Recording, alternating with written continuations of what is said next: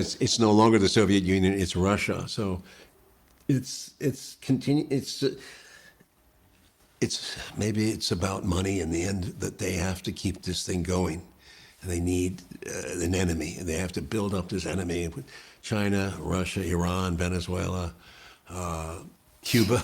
It doesn't end. I mean, Syria. There's all kinds of false flags have been planted for years now, and it's getting stupider and stupider, and it gets really, as you say, it's very scary right now, Ukraine. I've been following that situation since 2014, and it's scary beyond belief because it's so irrational what we're doing. For example, we've been saying that Russia is going to invade Ukraine for about 3 months now, building it up in the media like it's like a build-up, a campaign for an advertising, ignoring completely the Ukrainian on-the-ground situation, which is that the Ukrainian army is on the border of a autonomous, what would like to be an autonomous republic inside Ukraine. These people are Russian people. They're born, they speak the Russian language. Their loyalty is to Russia, and it's been that way forever since World War II.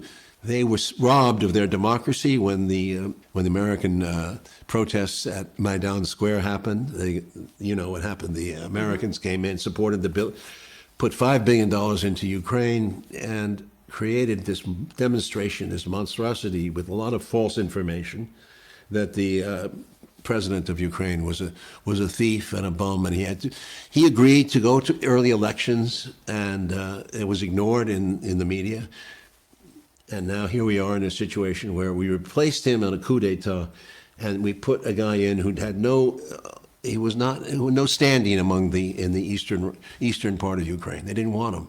So it wasn't a democracy anymore. It turned out they'd been elected.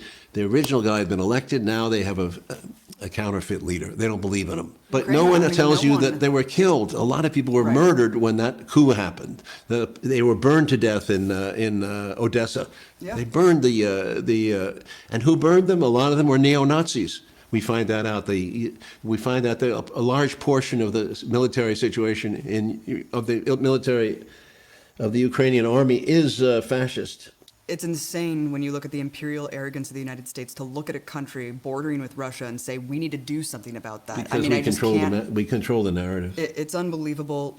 You know, there's this deep-seated distrust in our institutions, obviously. This has originated, I think, and proliferated, obviously, since the JFK assassination. You mentioned one thing very important. I just want to mention the Northwoods operation. Yeah. Remember, that was a plan to destabilize Cuba, to invade Cuba also, concocted by the Pentagon. It involved things like blowing up buildings in the United States, killing people. Killing Americans. Running an airplane into a building.